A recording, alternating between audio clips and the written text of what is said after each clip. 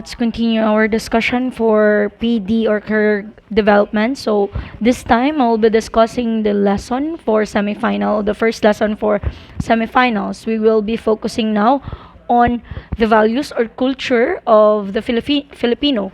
So every every facilities or every institution, you will be dealing with the differences of of your coworkers or your of different individuals. So you have to learn, you have to know what are the different culture or values in a certain Filipino, particularly in Filipino culture and values, for you to know how to adjust, and for you to know how to mingle with the others. So this is the importance why we will discuss the Filipino culture and values. This is pertaining on Filipino only. Why? Because let's start with first with our country, with the Philippines, or for the Filipino first before we will go to the other culture.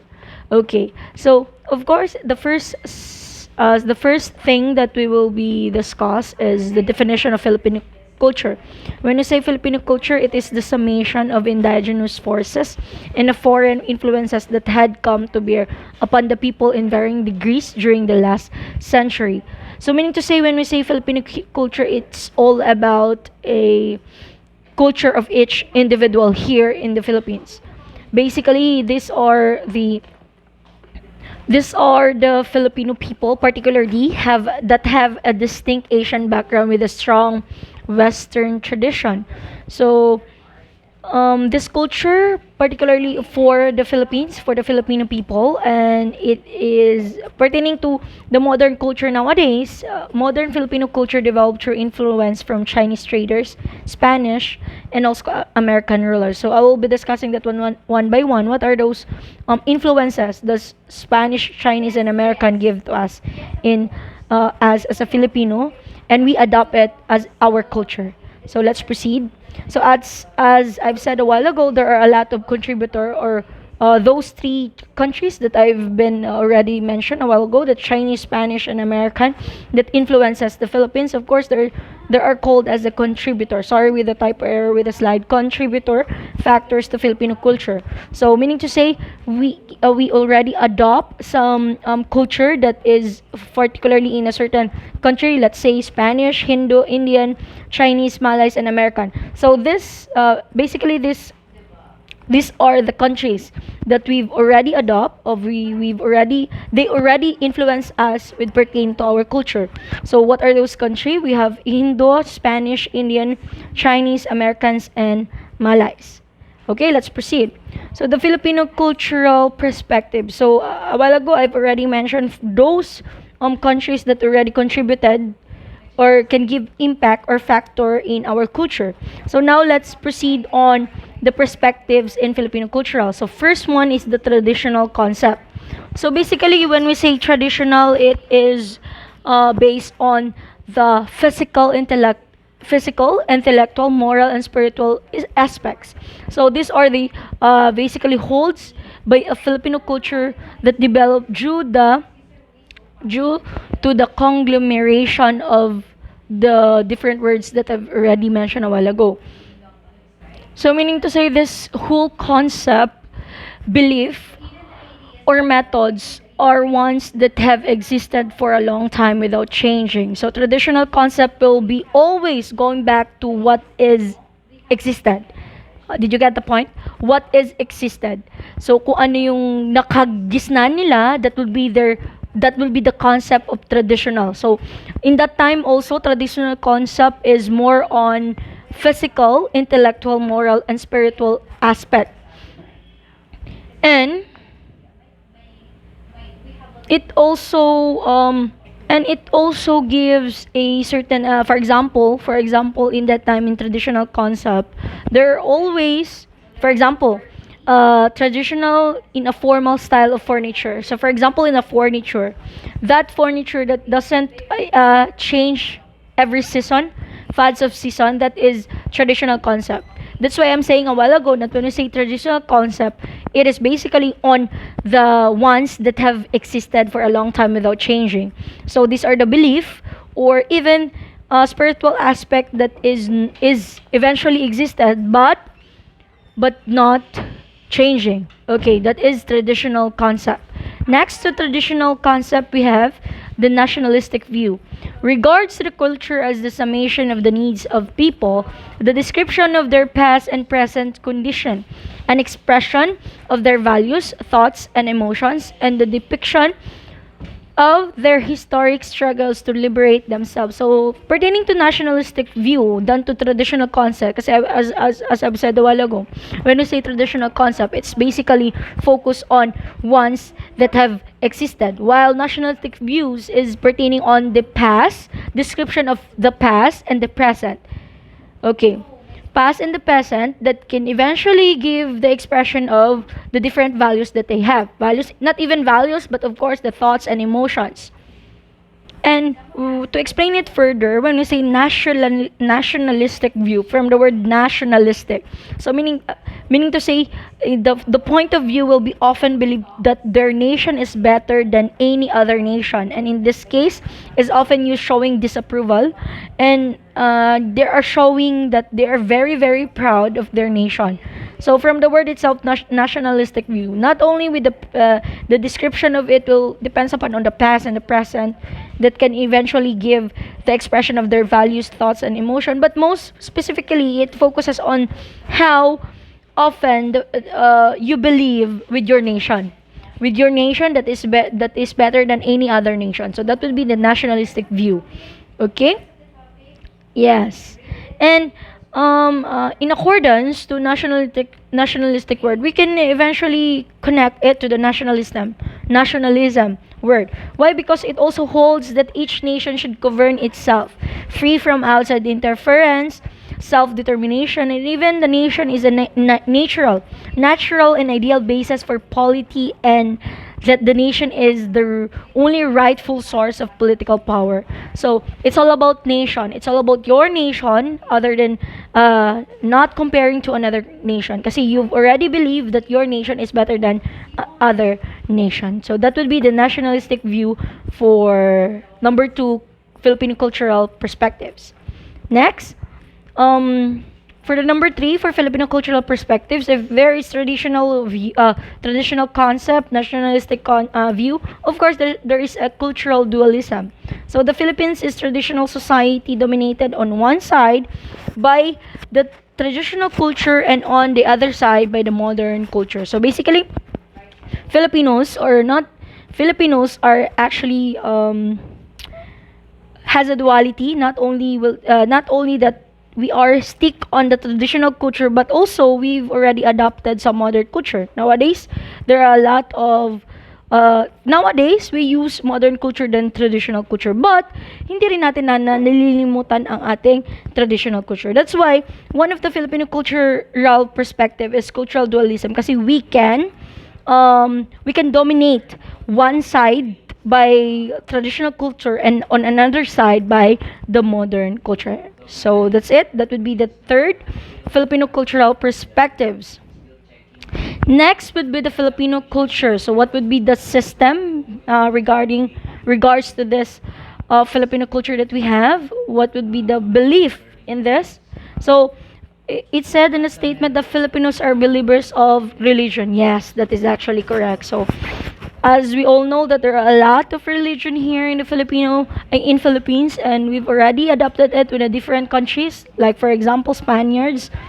Spanish era is very that time it is very challenging to us. Why? Because they already gave us or presented to us the Christianity. So that's why half of the Filipinos is Christians and half of it is in Muslims. So that is the impact of the different country that already invaded in our country. They eventually give us something new. And the Filipino nowadays, and in that day, always adopt, always imitated something. So that's why the Christianity nadala na siya hanggang ngayon. Next statement, they believe so much on the supernatural powers and viewed themselves as only a speck in this wide universe. Yes, that is actually correct. Even nowadays, even me, I consider myself as millennials. I also believe in supernatural powers, 'di ba? So, wala namang mawawala if you believe supernatural powers and if you didn't believe supernatural powers eh. In the Filipino culture, nasa atin na talaga yan. Aside from we adopted some religion, we also believe in the supernatural powers. Okay? Next, success is considered as a blessing from above as a result of good luck and fate. That is actually correct. It is a fact. It is a fact that success considered as a blessing. But if you did not if you did not what do you call this, walang aksyon din na ginagawa ka, hinihintay mo lang yung blessing, of course hindi mo makakamit yon. Success is a combination of action and faith, 'di ba? Hindi lang naman puro faith tayo, hindi lang din puro action. Of course, like for example, if you're taking a board examination, for example, yes, there's a prayer. Kaakibat doon ng pagdadasal, but ang napakalaking impact doon is your action. If you did not do that one, yung action na meron na yon, sabihin lang natin, let's for example, pray ka ng pray. Every day, you are praying. But, nagle-lesser naman yung studies mo, hindi ka na mag-review, ganon. So, ang mangyayari, your success, your goal will be, I don't know, 50-50? Kasi, nandoon eh. Kung mas may, nandoon kasi yung faith mo din. So 50-50, possible you can pass the examination or possible you can fail the examination. So the combination, dapat combo. If you want the success word, you have to deal with the combination, which is faith and of course the action. Okay? Next statement, good is considered as relative. Okay. So this statement is eventually connected on the third statement, which is success is considered as a blessing from above as a result of good luck and faith. Next to that, we have happiness and success differ from one person to another. Yes, that is eventually correct.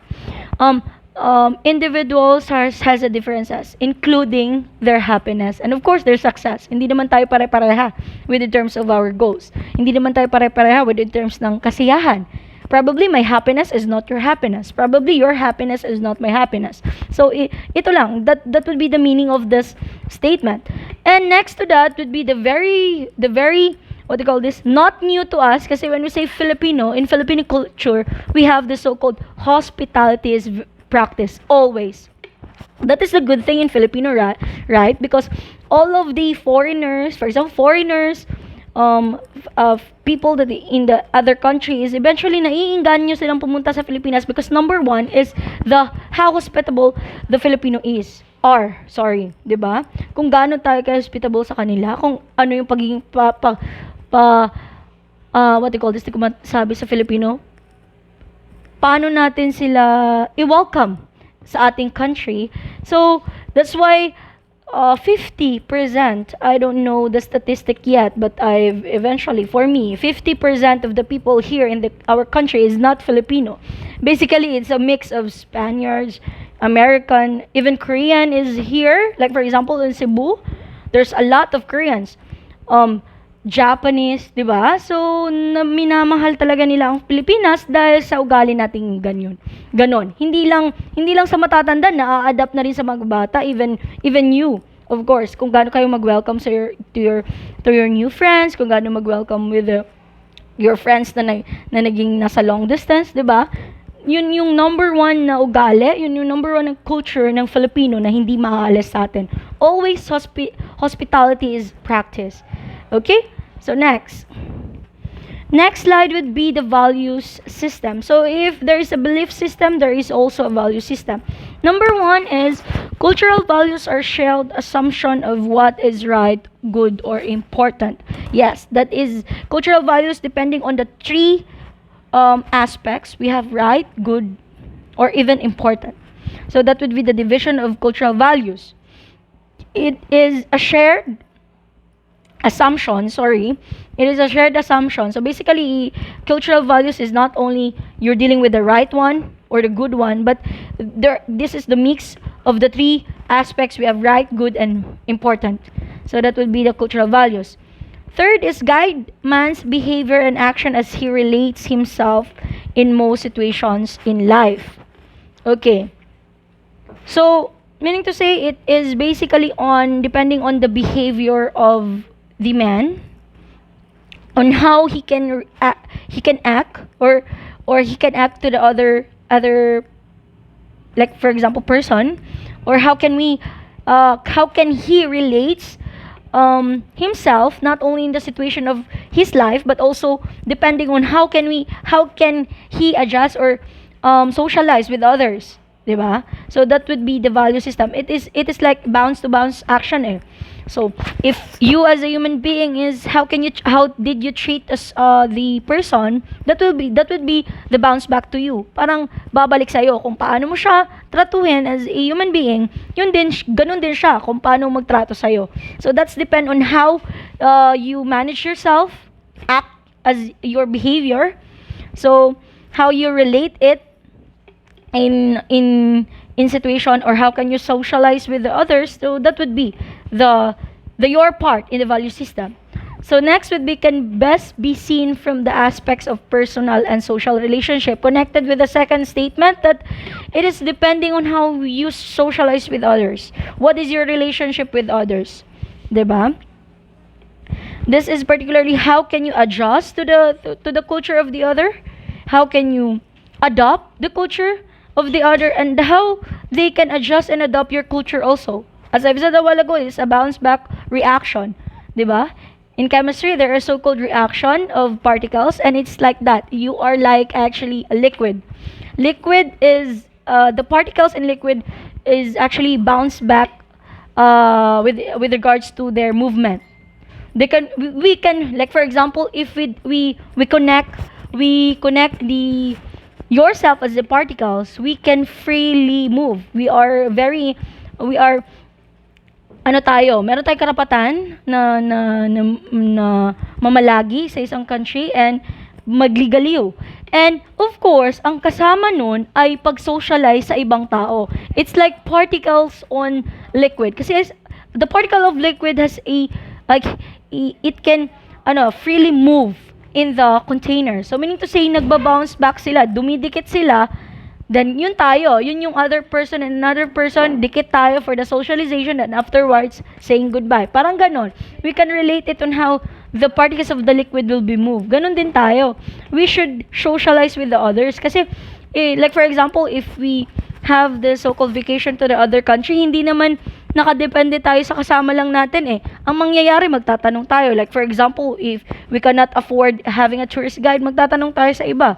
So that is an example of socialization. For example, magtanong ka sa iba, what would be this location, kung saan yung resort ng location nyo. So that would be the social relationship.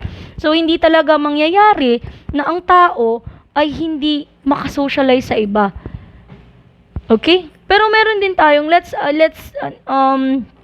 open to the fact na may characteristics tayo, like for example, those person na mas masaya siya na siya lang, yung person na mas masaya siya na maraming kahalubilo. So, let's respect and let's adjust to them. Kasi along the way, if mapapractice naman niya, pwede naman yung medyo mahiya, medyo gusto niya lang siya lang, pwede makahalubilo sa atin, o 'di ba? So that would be the example on how can you manage to socialize with others with a difference behavior and characteristics, ganon. So that would be the part 3 for the statement for the value system. Next is majority of Filipinos value more their honor or karangalan rather than their wealth. So, yes, we are very, as a Filipinos, we are focused on the honor than the wealth that we have. So, di ba? I don't know, but if it is practiced this what they call year, like sa panahon natin, kasi I know that karangalan or honor is very practiced on the panahon ni Rizal, ng mga national heroes natin, di ba? So, siguro, there somehow, na mas pinapahalagahan mo na ang karangalan than the wealth, than the yaman. 'di ba? Pero nowadays, let's face the reality. Let's face the fact, the what would na we're literally ginagawa ngayon.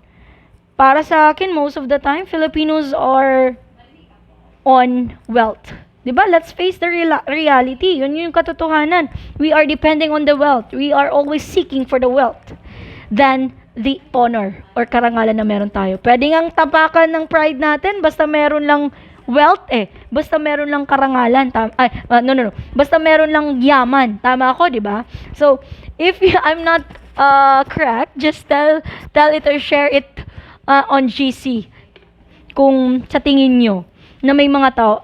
Hindi ko naman nilalahat. Kasi, kung ilalahat ko, so ibig sabihin ako rin. No. Hindi ko nilalahat. Some, yung nakikita ko sa realidad, sa mga documentary on YouTube, sa mga news, mas gusto na ngayon ng tao na wealth na lang muna. Bahala na matapakan yung pride ko. That so-called karangalan is hindi nakakain. Diba? Let's face the reality na yan ang nangyayari sa sistema ngayon. So, but if we compare it to our ancient one, like for example, our heroes, napakahalaga sa kanila ang karangalan or the honor. Even though they are seeking for wealth, but dapat hindi pa rin mapakan ang kanilang dignidad or even their honor. Dapat nandun pa rin ang karangalan. That's why Jose Rizal are seeking for our independency. Diba? Because para no one or even countries are not allowed na to control the Philippines. But nowadays, we cannot say that we are independent. There is a so-called partnership in American, right? In the yung panahon, in the time of President Pinoy, 'di ba? Aquino. So napaka-halaga sa kanya in that time the American partnership. So, tingnan natin ngayon, sa administration niya, ng ating next president, what would be the partnership? What would be the other country will do in our country, diba?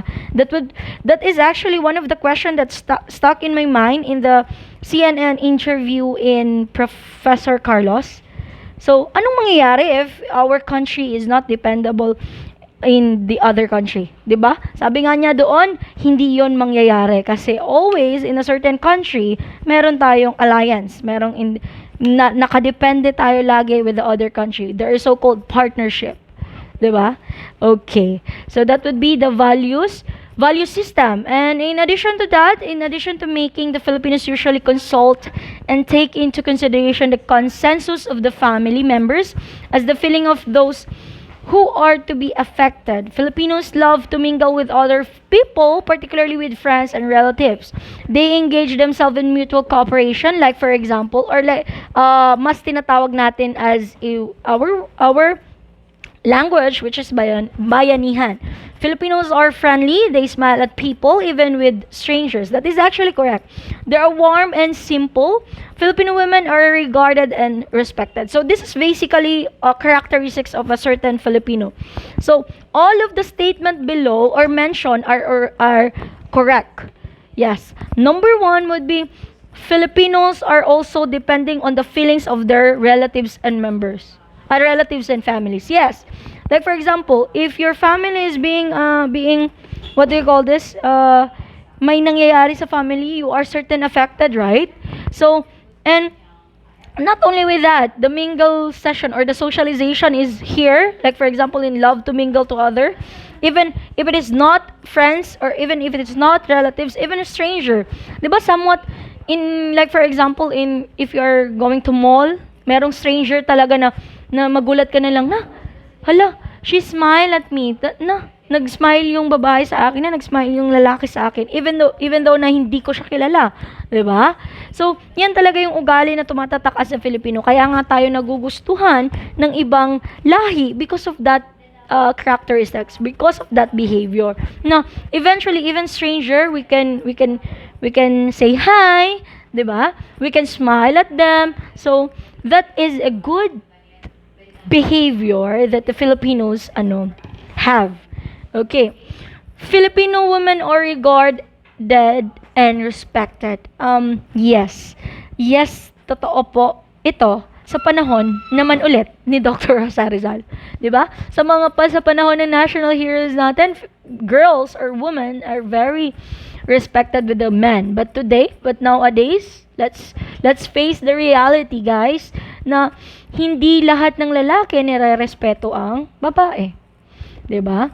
So, kasi naman meron ding mga culture, meron ding like for example behavior ang babae na hindi na naman siya nire-respeto ng lalaki. Let's don't blame the boys or the men here. Kasi hindi sa kanila lahat nabiblame. Kasi ako, I believe in the saying na hindi ka mababastos kung hindi ka nagpapakita ng motibo para mabastos. 'Di ba? So, 'yun. Pero meron din talagang lalaki or men, sorry with that ha. I'm not saying na all of you, but siguro 1%.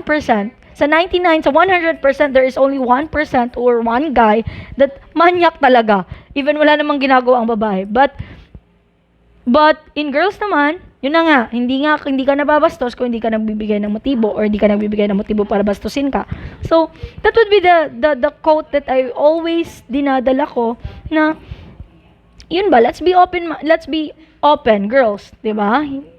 Kung gusto niyo marespeto, first respetuhin ang sarili. Ganon. That would be the number one sector. And boys, please, 'di ba? Girls, tratuhin ang babae ng maayos. Kasi bakit? Ibalik na lang. What if yan yung mangyayari sa mother niyo, 'di ba? Your mother is a girl. So kung paano yung respetuhin lang mama niyo, ganun din respetuhin ang babae, boys. Okay? So that's it. That is the value system that is pertaining on the Philippines. Okay? So now, let's go on the Filipino values. Values are predominant. So this one is very, very not new to us. I assume that you've already know this one kasi paulit-ulit itong nababanggit with regards to your ethical value. So, number 1 would be utang na loob. Ito, number 1 to. Lagi to. I don't know if napapractice ito with others, but in the situation that I've already, like for example, in a reality, nakikita ko naman na once ang Filipino is having a certain situation with the other Filipino, let's say, yung situation na yan, yung meron siyang nahingi sa isang tao, meron talagang utang na loob dyan. Lagi talagang tinatanaw na utang na loob ng mga Filipino. Let's say Filipino ha, number 1 talaga yan. Utang na loob, this statement, it is a technique of reciprocity, of debt, of gratitude to others within the family circle or primary group. Sometimes unlimited in nature, emotional rather than financial or rational. It is sign of marginal economy where no place is available in bargaining. Formal agreements, written contracts, specific rights and responsibilities is actually included in utang na loob.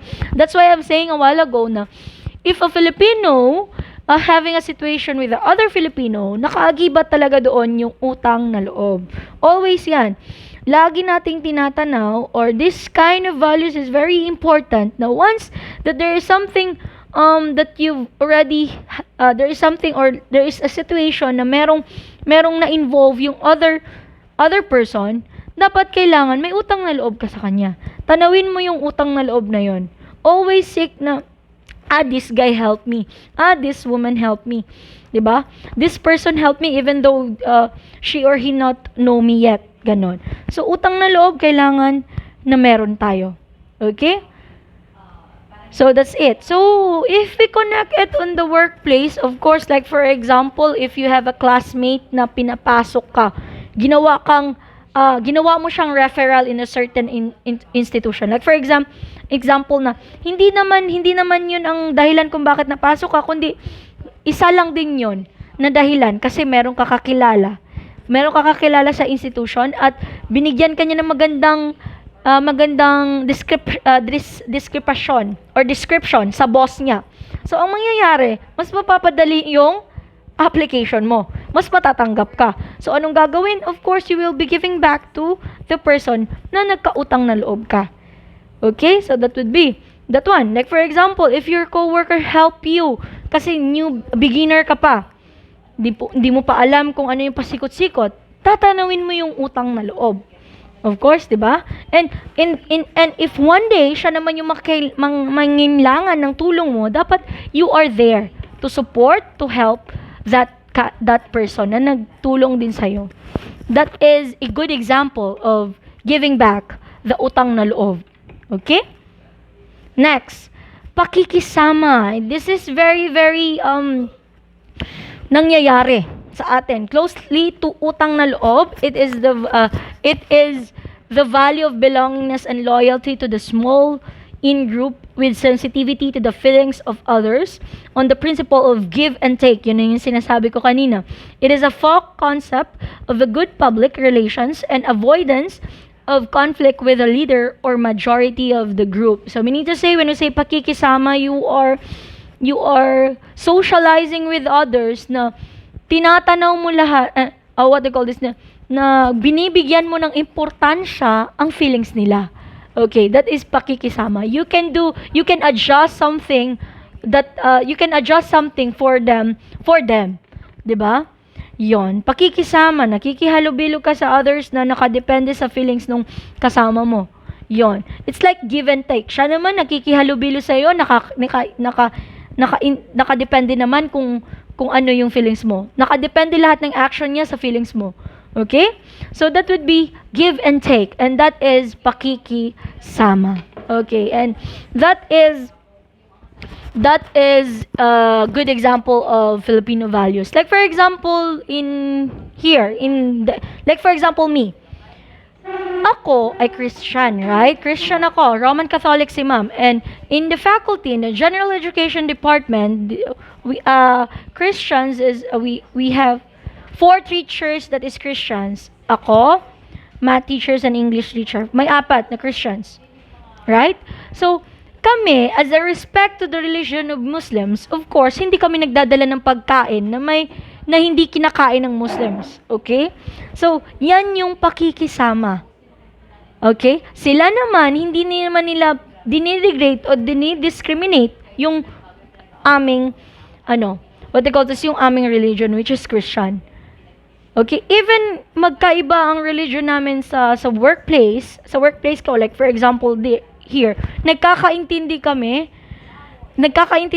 sa bawat isa namin, kasi nakikisama kami. We know how to adjust to the others. They know how to adjust to us. Ganun yan. Yan yung pakikisama. Give and take. Okay? Next. Hiya. Okay, ito hiya. Hiya controls a large extent the behavior of the individual. Dependent on the others will think, say, and do. Because of hiya, Filipino cannot say no, even it's against his will to do what is being requested. Ito siya. Basically, hiya is usually, nowadays, usually be shown kapag strangers pa kayo. Diba? Like for example, in the workplace, yung hiya mo, I think nasa 1 year, mahaba na nga yung 1 year mo sa trabaho. Siguro nasa 6 months or 5 months. After nun, makakapalagayan naman kayo ng buok ng ugali ng mga katrabaho mo. And that time, yung hiya nawawala na. Pero hindi fully nawawala. Nalilesen lang siya yung hiya mo. Okay. So that would be the example of the Filipino values, which is hiya. Okay? Next, we have bahala na. It is a common expression among Filipino, and this rests on the fatalistic outlook and strong dependence on the spirits who will take care of everything if they are really meant for a person. Yes, this one is always shown in my experience. Always. There is a certain situation that I always saying, bahala na kung ibibigay sa akin, ibigay, kung hindi, thank you, ganon. Hindi to nawawala sa Filipino kasi hindi naman natin masasabi, we cannot say that all of our prayers ay nabibigay sa atin ng may kapal, right? I am correct? So, there is always an attitude or a characteristic or even a value of a Filipino that always saying after the situation been done, we always say, bahala na, what would be the result? Like for example, in an examination, let's say, in a college life, di ba? You're taking examination na hindi ka handa. You're not even review your notes. You not even study well. So after your examination, you will be saying, bahala na, anong magiging resulta? Bahala na kung makapasa ko or hindi. Basta ang alam ko, binigay ko yung best ko. So that would be the always statement that na lumalabas sa bunganga natin. 'Di ba? Correct me if I'm wrong. Tama na ganun lagi. Na ganon kasi nakikita ko rin siya eh. You also as a human being or as a student here, you can eventually observe someone or some of your classmates that always doing bahala na. Okay? So, yan, hindi yan nawawala. And don't worry, that would be the value of being a Filipino. That will be one of your value. Okay? So let's proceed to authoritarianism. It is the dependence of the Filipinos in a paternalistic rather than a stern way upon the elders of the family, upon their boss if employed, and upon people in authority as their father figure. Commonly practiced in the Filipino family, sorry with the typo error, which basically patriarchal in nature. The father is seen as the head that makes major decisions affecting the family. So, the definition in the statement in authoritarianism is particularly in one of the example of a family. For example, sa family, father will always lead everything. Father will always lead the decision. Father would be the last one to say what would be the decision, ano ang mangyayari, ano ang gagawin. 'Di ba? But if we connect it in our work place, of course, the authority would be on the administration, on the institution. Of course, that administration ay kinabibilangan ng iba't ibang tao. We have head of finance, head of academic affairs if your institution is in education. Of course, in the hospital, number 1 would be the president of the hospital. Number 2, the doctors that you are being assigned. Number 3 is your seniors. Diba? Senior doctor. Correct me if I'm wrong. Senior nurse, senior medical technologist. So, you will be depending on what will they be saying. Diba? So, if you are beginner, of course, you are depending on the seniors of yours. So, there will be the authority. Sila yung authority nyo. Sila yung boss ninyo. Okay? So, that would be the authoritarianism. It's very, very simple and it's very understandable kasi the statement has an example naman eh. Okay, either it is in the family or either it is in the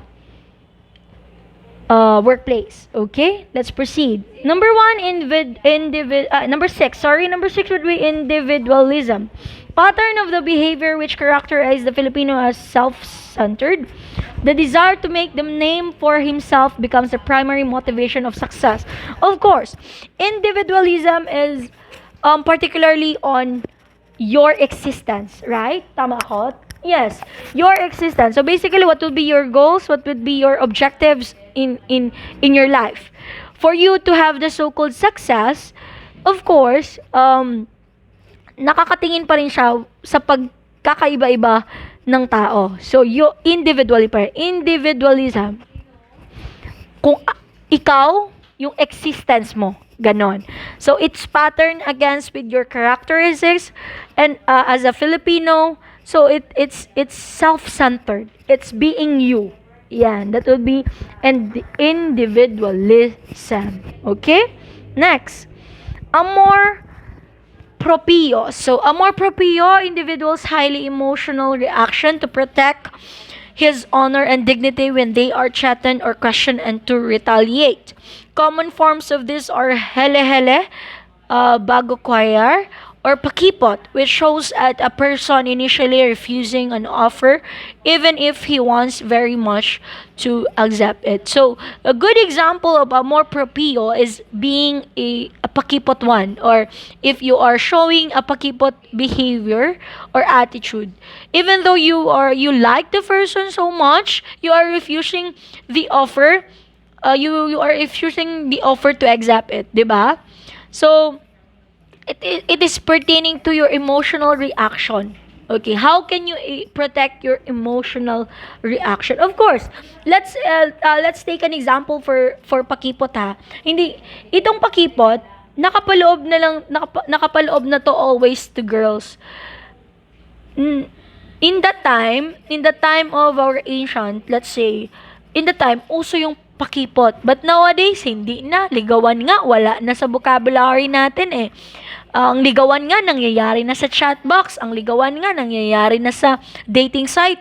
Dati talaga, the girls were usually shown na pakipot one even though na gusto nila yung guy kasi para maprotektahan nila yung sarili nila. Okay. Pag-ipot kasi will give the challenge eh. Will give the challenge to the guy kung magsi-stay ba yung guy or mag-give up ba. Kasi ang nangyayari kung agad-agad mo siyang sasagutin with kung ipapakita mo na gusto mo yung tao, wala nang challenge. Ang mangyayari, you will be taken for granted, 'di ba? So, pag-ipot in that day, in the time of our ancient uh, um, family or relatives, pakipot is very known. But now, wala na to. Reality strike, wala nang pakipot. I'm not saying, even me, siguro, the pakipot one, konti lang, but hindi talaga yung talagang pakipot na pinatagal pa. Siguro, kasi ngayon na rin nakikita na rin natin ang modern culture na if you want the person, bakit papapatakalin? Parang doon na sa relationship hindi man kita naligawan ng, let's say, this quote na, hindi man kita naligawan ng matagal, pero sa relationship natin, araw-araw kitang niligawan. Hindi rin natin magarantisado kung gagawin niya ng guy, 'di ba? But it's always happening in a modern culture, right? So a more propio is eventually given a focus on how the person protects his or herself by refusing something even though you want it, even though the offer is you want the offer, nagre-refuse pa rin. So that is a good example of pakipot. Okay? Next, the core values of Filipinos specifically upholds the following: solidarity of the family unit, security of the Philippine economy, orientation to small groups, personalism, concept of loob or kalooban, what inside the self, the inner self, or the actual person, feelings, or the self itself. Existence and maintenance of smooth interpersonal relationships, and sensing of the feelings or needs of others, known as pakikiramdam. Actually, these core values, I've already mentioned it a while ago na the kalooban, loob, your inner self, your existence, your pakikisama with the others, or your pakiramdam, sensing of your feelings with the others. You are depending on what the other will feel, 'di ba? So all of it I've already give. It's like it's like a steps, it's like it's like a steps that to be followed, that the core values of the Filipino will always upholds in this with the following. Okay, always remember that one. Okay, so that would be no more specific no more deeper explanation kasi it's very understandable that this core of values will always upholds in a certain Filipino, in a certain person. Okay, solidarity of the family unit, security of the Philippine economy, orientation to small groups, personalism, concept of yourself, your existence of course, socialization or interpersonal relationship with the others, and for the lastly, needs on how you sense the feelings of the others, depending your decision with the feelings of the others, that is usually be shown in reality. Okay? In our country, always na nangyayari yan because this is the core values of a Filipino. Okay. Next, confrontative surface values. Bahala na. Ito na yun. Fatalistic passiveness describe the Filipino way of life. I've already mentioned that one. I've already explained what is bahala na. Lakas ng loob. Loob. Characterized by being courageous in the midst of problems and 20s. Yes, lakas ng loob is always in the Filipino. Ito lang tayo ha. Let's make some example. Like for example, yung floods, calamities. Even though there is a calamities or floods, natatakot ba ang Pinoy? Hindi. Hence, anong ginagawa ng Pinoy? They're having a celebration kapag yung baha, naliligo pa sa baha, kumakanta, may nangyayari, may nagvi-video. Okay, di ba? All of that can be seen in social media nowadays. Natatawa ka na lang na imbis nalulungkot yung Pilipino kasi may baha. Hindi. Natutuwa pa. Di ba? Parang hindi pa sila natatakot, mas natutuwa pa sila kung gano'n. Yung lakas ng loob ng Pinoy, walang katumbas. Okay? Being courageous. Pakikibaka, it means concurrent clashes. It refers to the ability of the Filipino to undertake a revolution and uprising against a common enemy. Yan. Yun yun ang nangyayari. What does the Katipunan, KKK, what does the goals of KKK or Katipunan? Of course, pakikibaka. I-pursue, what they call this? I-pursue, ipagtanggol, ipaglaban that we have rights. Diba? So that would be the first examples of pakikibaka na nangyari sa Pilipino. Yung KKK na yun, yung organisasyon na yun, na one of the reason why we have the so-called independency here in our country because of that organization, that they pursue that the Filipino has a right. Diba? So that is a good example of a value of being a Filipino. Pakikibaka. Next. So, societal values, karangalan, dignities, this actually refers to what other people see in a person and how they use that information to make a stand or judge about his or her worth. Puri, dangal is very important in the Filipino, but we cannot eventually see it nowadays. Diba? In reality, let's face the reality. Wala na tayo eh. Paminsan, our pride, paminsan yung puri natin, okay nilang matapakan. If yun naman, yung makakapagpabuti ng sitwasyon. 'Di ba? Pero dati, karangalan is very important than wealth, than the so-called yaman, 'di ba? Hindi nababayaran ng pera ang karangalan. 'Yon. Yes. Next would be katarungan. Justice, this actually refers to equity and giving rewards to a person. Katarungan. Justice. Ito yung word na para sa akin, for me, ay napakahirap kamtan. Lalo na if you are not in the wealth family. 'Di ba? Justice, like for example in the Philippines nowadays, justice is for rich people. 'Di ba? That's why yung bagong attorneys that nakapasa in the bar examination will always seek with what is the true, hence not always seek with the money that they've already accepted to their clients. Dapat dun sila sa tama eh. Dapat dun sila sa tingin nilang tama. Dun sila sa tingin nilang makakamtan ng lahat ang justice. Sana, okay? That is also my hope, my prayers that all of the attorneys that pass in the board examination or the bar examination will always give the justice. Pero we cannot blame them also because that is their job. Okay? Yon, that is their job. And next, we have kalayaan. Kalayaan, freedom and mobility may clash with the less important value of pakikisama or pakikibagay, conformity. So, kalayaan, freedom, the independency of the country, or not also that one, the independency of yourself. You have the so-called freedom to vote. You have the so-called freedom to show to others kung ano yung kaya mo. 'Di ba? Freedom natin lahat 'yan. You have the freedom of your, what do you call this, communicate regardless to your opinion. 'Di ba? That is your freedom. Marami tayong freedom. If I will be mentioning it, di tayo matatapos. Okay, your freedom, kalayaan. Next would be the values of modern Filipinos. First, pananalig or faith. Actually, we can also include this pananalig in the traditional value eh. Pananalig or faith, hindi nawawala. Katapatan or faithfulness. Here, somehow, here, hindi na. Let's face the reality again. Katapatan or faithfulness. Can you see with the picture? I hope ha. I hope. Yan, me too. I'm praying na I will experience that so-called katapatan, faithfulness, not only with your partner, but also with your children or with your families, with the others that you've trusted well. 'Di ba?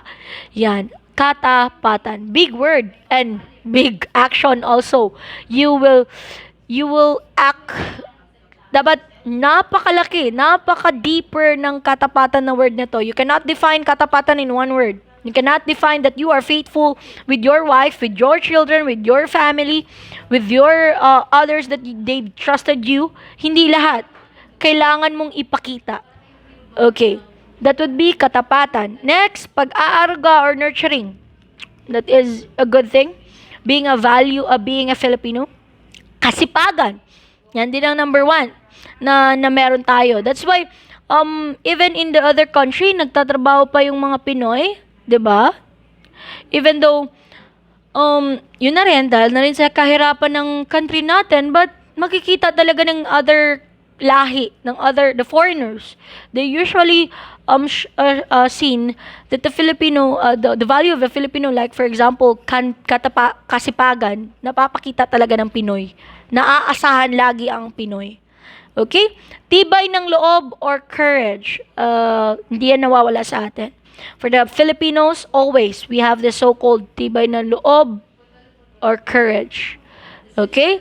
Lahat tayo may tibay na loob. We can connect it to the lakas ng loob. Lahat tayo may lakas ng loob. We are confident enough to defend ourselves. We are confident enough to speak kung didihado na tayo. Okay, I hope kayo din ha. Kasi for me, if nasa tama ka, you have to speak. 'Di ba? If sa tingin mong tama naman yung decision ko, ipaglaban mo. 'Di ba? That would be lakas, tibay ng loob and your courage. Lakas ng loob. Okay?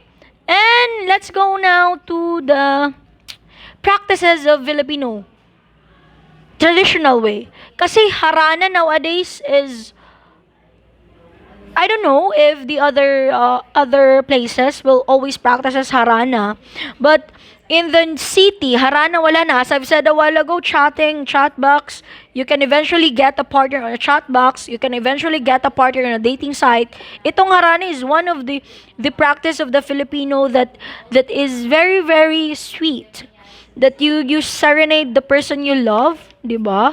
So, I hope na mabalik natin, no, lalo na sa mga kalalakihan that they serenaded the person that they love. Yon, that is a good thing or that is a good practice of a Filipino na sana maibalik.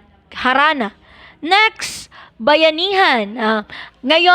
Ngayon ito, for example, in your workplace, always nakikita pa rin itong bayanihan. Lalo na with your seniors. Kasi seniors would be the one to lead in the new applicant or new employee. Always yan, tinutulungan ng senior ang new employee. At hindi dapat itatak sa sarili na that would be your help to the beginner. 'Di ba? Help mo na lang din 'yon for them to matuto ng madali, at para yung ituturo mo sa kanila, ituturo din nila sa mga bagong employee. Okay, sa mga katrabahong hindi alam ang definition or what would be their work, 'yon, natuturo 'yan. Okay, bayanihan. Next would be pakikisama. 'Yon. Pakikisama, that is, I've already mentioned it a while ago. You will be always adjusting with the others, then the others adjusting with you. Para mag-compact kayo, para mag-mix. Okay? Para maging balance ang, what they call this, the pakikisama. Yung maging balance yung workplace nyo. Diba? Give and take. That is a good word. Pagmamano. That is a good example. Even nowadays, always, kapag may matanda, pagmamano is one of a good characteristics or a good behavior of Filipino. And that would be the last one, the last part of our discussion for this lesson. So I hope you've already you've learned something on watching this video. Actually, this lesson is very chill part lang eh, kasi it's all about your characteristics. It's all about your behavior being a Filipino. Okay? So if you have a question, clarification, you can message me on GC, or even you can direct message me. Thank you very much, and I really appreciate that all of my video, all of my lesson in my channel, if is you always watch it. So that is very important for you to understand it well. What would be the lesson? So para rin ito sa inyo. Thank you very much and have a nice day, everyone.